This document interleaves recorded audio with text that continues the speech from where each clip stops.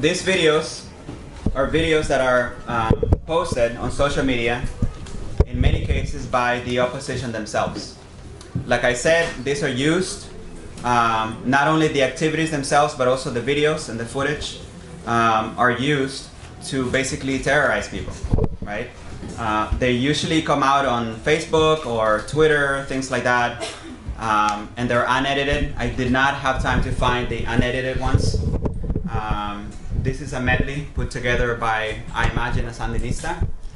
And I don't really like the use of eerie music in the background or like the editorializing of the footage, because I think that it's powerful enough in its raw state. However, that's all we have. I'm not used to making audiovisual presentations, so we're going to remove the sound and we're going to look at some of that, and then I can explain some of the images.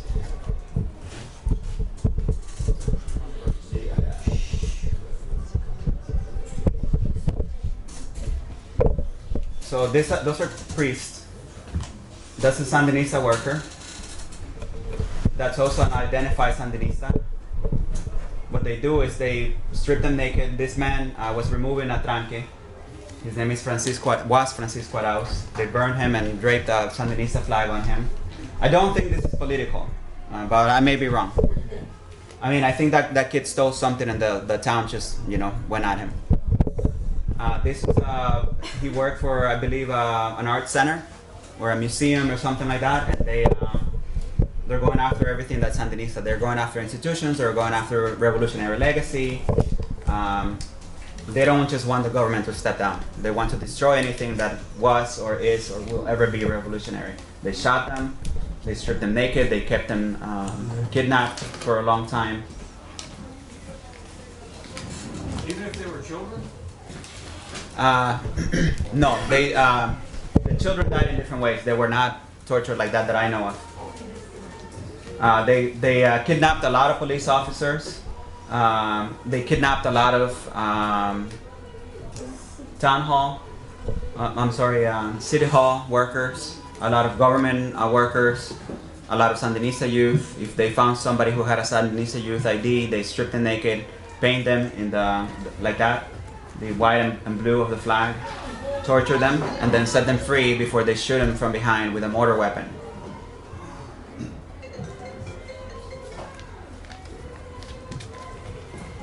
This is the priest basically telling people to go out, don't stand by everything that's happening, join your brothers and sisters who are fighting, take sides. This became a very common practice. The parading Sandinistas naked, painted in white and blue. Very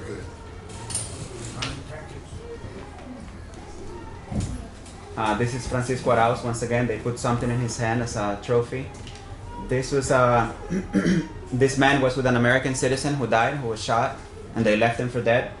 This is I believe this is a mayor, a Sandinista mayor.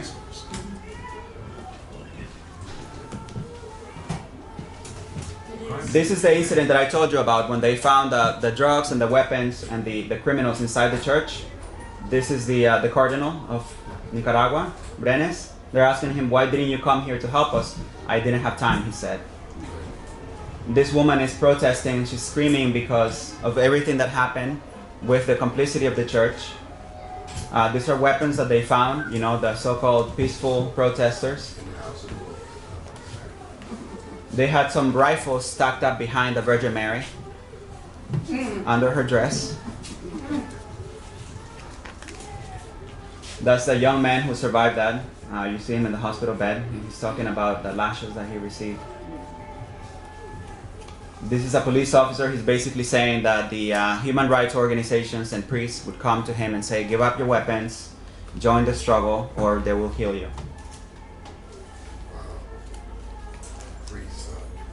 This is one of the priests who was basically trying to convince. The guy standing next to him is one of the leaders of the human rights organizations. One of those human rights organizations was founded by the Reagan administration to whitewash Contra atrocities back in the 80s. And they're still operating, they're still basically whitewashing the atrocities of the opposition, blaming the government for everything. More parading of known Sandinistas. These are the lucky ones. These are the ones who didn't get shot and burned.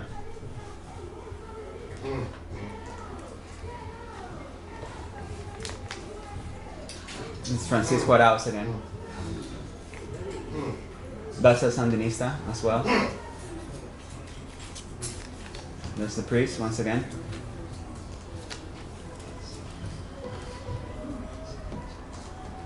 Great. And can we play the other video in silence, and then I'll just talk a little bit more about what's happening, or we can take questions now. Caminata?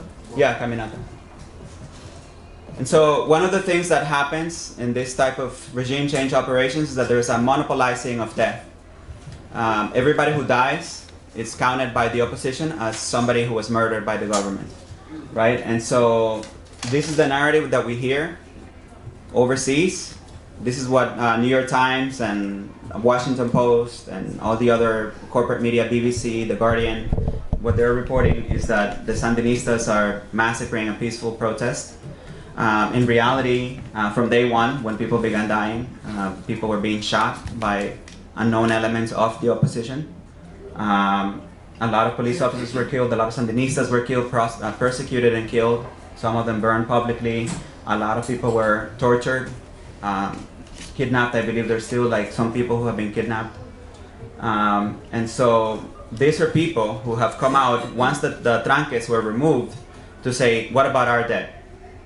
And a lot of them have signs that say human rights for all, because the human rights organization have not counted the Sandinista dead. And so these are marches that have happened all around the country. I believe one took place yesterday.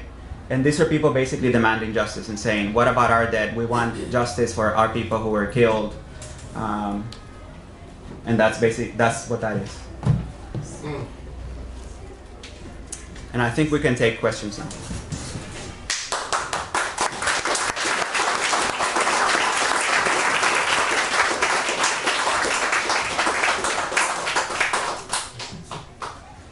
One and two. Yeah. And three. Excuse me. I think Oh. we'll have moderator? Moderator. Okay, The one. moderator, he'll explain the rules. Okay. Well, Okay, what we're gonna do is rather than take questions by raised hand, we're gonna go by rows. Okay? That's our method, established. That's our method of doing it, please, this is our discipline, okay? So we're gonna give the front row, okay, the gentleman here. When the demonstrations at the beginning, all of a sudden, Stand up so they can hear you. Somebody will have to speak it loudly, the question, we can't hear Can you- otherwise. I repeat it. when the demonstration started very early, all of a sudden there were thousands of new flags, or maybe hundreds or maybe thousands of new flags, and these borders that they claim were made, homemade. I know enough about military weapons, so just create these things in your basement. Do you have any ideas on that? We know that the question is when the protest started, there's like this massive amount of weapons, there's this massive amount of flags, there's all these things happening all at once coming out. Do we know where that comes from? And we do know that comes from like the MRS was the one that was basically going into the safe havens and then feeding people water, food, drugs, money, weapons, and things like that. So the money must have come from some U.S. agency. USA just announced 1.5 million in extra aid. So we know where the money is coming from. We don't know exactly how it's being funneled, but we do know that the MRS is at the giving end to the people who are perpetrating the crime. And a lot of the civil society grassroots movements, they take care of the more cleansed operations. So like the flags and things like that, the people at the marches, that's basically led by the NGO machine. Okay, this lady here. Yeah, much appreciation for all the work. Much appreciation for all the work you are doing now and what you've done in the past. The demonstrators outside, can you talk a little bit about them and who's funding them? Right. The question is who's funding the demonstrators outside, who they are. My guess is that there's a lot of people there who are former somocistas. These people give a big round of applause last time on Friday when I talked about U.S. Representative Ileana Ros-Lehtinen trying to rearm the Contras. They applauded. I don't even think that those could be called former Sandinistas. I think those are like flat out Somoza people. I think that there are some people with the MRS. They were actually rather respectful. They are a bit more nuanced, more sophisticated.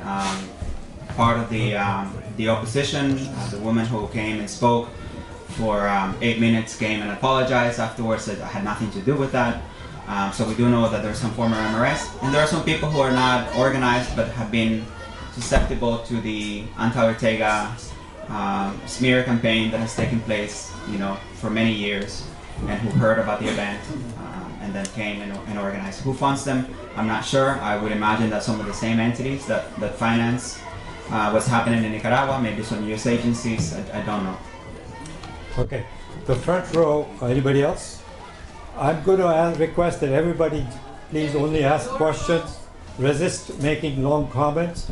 Time is limited to 2 minutes, but try to be brief. Joseph. Yes, I was confused with what I was hearing on American TV, but then I realized that the U.S. government and the mainstream media have always been on the side of the oppressors in the third world, so that cleared up half my confusion. I'd like to know, one, are these people and the person who debated on democracy now, are they calling for U.S. military intervention? Because that to me would seal the deal on what side they're on if they're actually doing that. And also, I spoke to a founding member of Global Exchange I asked that person a question about Nicaragua, and to my surprise, that person didn't know anything about the situation, which I thought Global Exchange specialized in Latin and Central America. Have you spoken with Global Exchange about this? No, I haven't, but I will, now that you mention it. Some people are asking for, armed intervention. Not everyone. The opposition includes different people.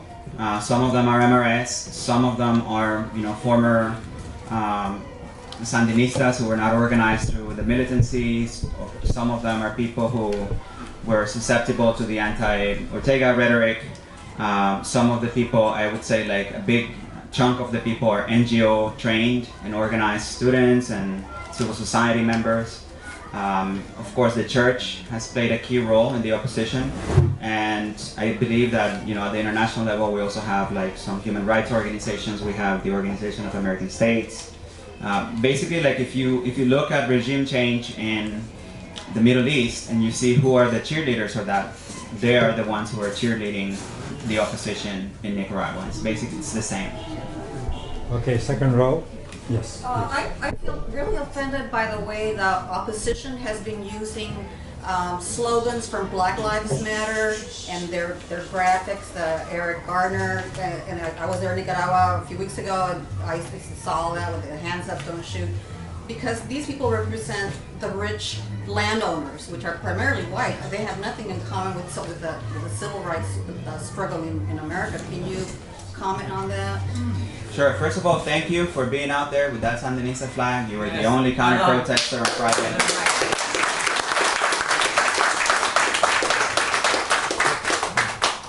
I wanted to come give you a hug, but it was difficult with all those people there. I had to be rushed inside.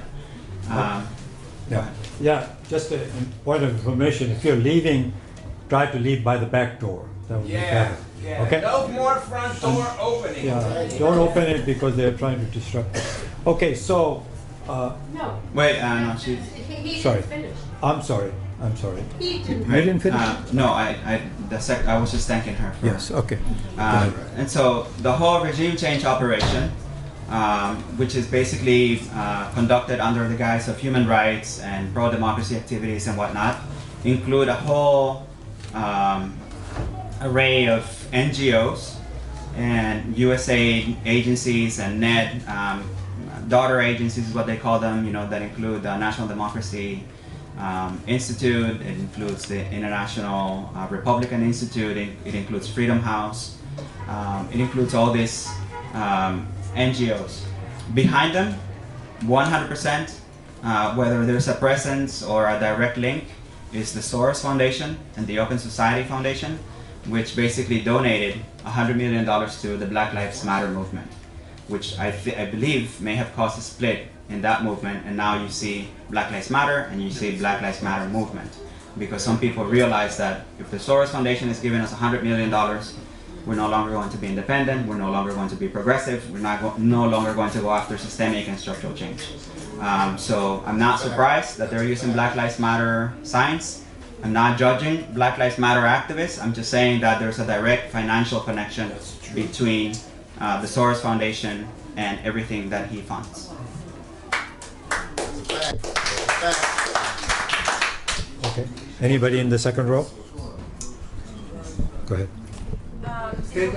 Oh yeah. Please stand. In the last 20 years, do you think Ortega has moved slightly to the right? No. Good. Thank you. Thank you. In the last 20 years, has Ortega moved to the right? I think Nicaragua is a very poor country. We no longer live in a world where you have a lot of communist comrades around. There's no Soviet Union. A lot of that has to do with regime change, and Yeltsin being used to ransack Russian wealth by the U.S. and Soros, and the whole array of NGOs. The Sandinista government inherited some free trade deals. The CAFTA DR, which includes the Dominican Republic. It wasn't something that they signed. It was something that they inherited. They paid off the debt to the IMF and began implementing a parallel program that was more connected to ALBA, the Alianza Bolivariana para las Naciones de Norteamérica, which is basically an economic and political bloc that stands in contradiction to neoliberal policies and that seeks to create a regional power that's independent from U.S. influence and U.S. money and U.S. power. If you look at regime change operations throughout Latin America, they target ALBA members and countries that have provided some sort of alternative to austerity versus privatization. And that's basically what's happened. The atmosphere that the Sandinistas have dealt with has included a lot of foreign investment, but a lot of the foreign investment is people who move to Nicaragua and they open up a cafe or a bed and breakfast and things like that. 92% of our employment does not come from transnationals. We were one of the very few countries that met the UN challenge of cutting poverty in half in 10 years. We did it in 7. We cut poverty up until 2016 in 2/3. I don't think that there are any other countries who have done that in Latin America, much less in Central America. But there have been some, capitalist investment. Some of it was inherited, some of it is by need. Because the country doesn't have a lot of money, doesn't have a lot of industry. They're strangling the Venezuelan economy with the oil price drop. But so there are aspects of capitalism in Nicaragua because we would not be able to survive otherwise. Right. But by and large, basically, we have a very alternative model, has been very successful, and it's now being adopted by the rest of Central American countries. And it's basically this consensus model that includes workers, the government, and the big enterprise, private enterprise, with the addition of bringing in small enterprise, because realizing that 92% of employment comes from the popular market economy rather than from big money, the rest of Central America has decided that we're going to build a consensus government and a way to move forward our economy, but we're going to include small businesses as well. You? The third row. Yeah. Okay. So we're going to move person in. Oh, sorry. We have moving declarations. Yes. Sorry. Who's the next one? Go ahead. Joe. Yeah. Okay. Look, I think Gerald. we got, a number of problems that we have to work through. Thank you very much. I need the clarity, but I'm also not a child. So Sure. I understand that what would lead... Louder. Louder. 2 minutes. Please don't cut me off. Let me speak. Just talk. 2 minutes. If you don't cut me off, I'll be able to do my best. Just talk, Cheryl. Look, what could possibly lead people that are well-fed, have health care, to want to rebel against that in Latin America. I noticed, I see there's some lessons we better get. One, you can't have a movement of just elderly people. Clearly, we open the door to the youth. We need some young people here right now. Also, though, I see a similarity of this reaction that we're seeing here with the Libya situation, very similar, you know, and we're seeing it here, believe it or not, today. There's a group called Patriotic Prayer that's trying to stage a provocation in Berkeley, and our young people are going to confront them. So this reaction is all around us. Let's face it. The question is dealing with it effectively. So my real question, while I clearly am on the side of those that are defending that society against, you know, these provocateurs, I'm questioning what would lead anybody on their own that wasn't being paid to participate in this. I'm a little puzzled by that. It's because if you understand that, we can successfully undermine it. We have the same problems here, believe it or not. Right. Thank you. Thank you for that question. I think that we got hit with something we've never encountered before. When you talk about soft coup in Nicaragua, people say the military is not involved, this is not a coup. They say people don't have weapons, that's only the government has weapons. When I say the CIA can easily bring weapons anywhere, they laugh at me. When I talk about the NGOs being involved, people laugh at me. They say, how dare you say that all these progressive good people working through the NGO world are going to be anti-democratic, trying to destroy the country. But this is how it works. It's worked this way since 1983, when Bill Casey, then director of the CIA, told Ronald Reagan, look, we need to do something about all the CIA scandals all over the world. We need to create a progressive disguise to do our work in the open, right? And so that's when the National Endowment for Democracy was founded.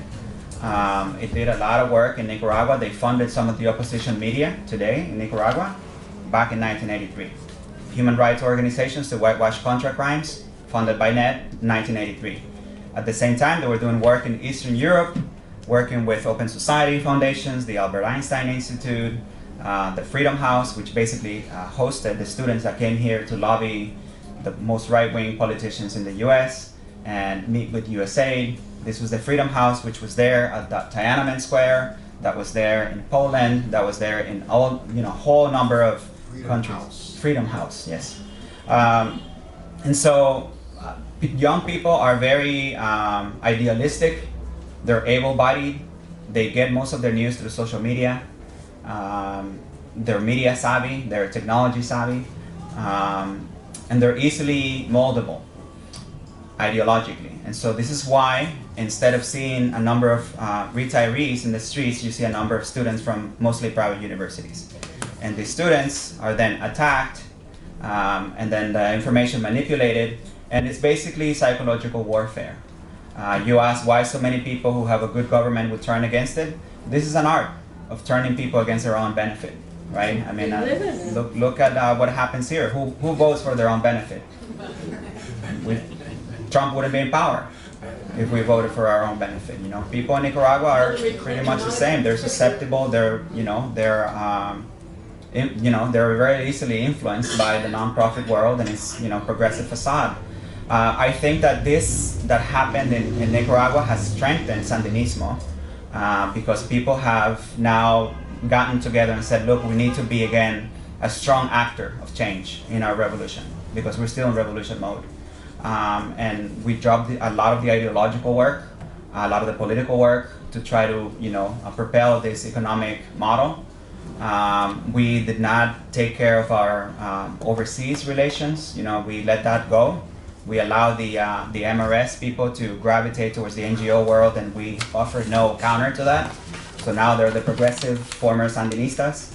And so that's how it happens. Like if you pick up your phone and you're hearing that there's a massacre and you're seeing highly doctored images of young people dead on the road and things like that, and you get a message on your phone through WhatsApp with somebody crying saying that they're under attack, and then you get bombarded for days non-stop with these images and these messages, people are going to take the streets. And that's why it was so important for the government to allow some of this to take place, so that the people could see that the people behind the violence was not the government, but it was elements of the so-called peaceful opposition. Next person in that row, yes. Yeah, I have a question for Camilo. If the opposition doesn't want dialogue, obviously, because they don't want dialogue, they want Ortega to go, what are the problems? What is the problem of the opposition? What is the program of the opposition if they can't win the election? The program is regime change at any cost, basically. I mean, look at what happened yesterday in Venezuela. Yes. They tried to kill Maduro Yes. with explosives attached to a drone. They've tried this model of regime change in Venezuela. Venezuela has massive popular support for the Bolivarian government because of all the programs and whatnot. But that's not your question? My question is, do they present any possible scenario if Ortega goes? Do they present any possible scenario? They do not have any. They have not had a scenario for a long time, since the 90s, basically, since they split from the Sandinistas. Once the one time that they ran for elections and got 1.3% of the vote, they gave up on building a popular base. So they've not offered a political platform, no economic reforms, nothing. The only thing that they want is Ortega gone. So they don't really have a platform, which also calls into question, you know, this so-called desire for reforms and things like that. What they want is an elitist power struggle, basically. What they want is power to be given to them. Without a democratic process, without a political platform that includes, you know, reforms or proposals or anything like that. They don't have that, which is why I think they're so invested in just concentrating on the violence and the pressure against the government and the demonization of the government overseas. Okay, yeah, go ahead. I may be misinterpreting the gentleman's in the front row's question, but it was about the arms, and suddenly we're hearing that everybody in Nicaragua, or all the opposition, have figured out how to make mortars. Mortars here, mortars there, homemade mortars, and their variety. Has anybody captured these things and found any evidence of central fabrication and manufacture? Are they all identical? And where do they come from? They have been financed. We know this because the people who make these mortars, this is something that people use at festivals.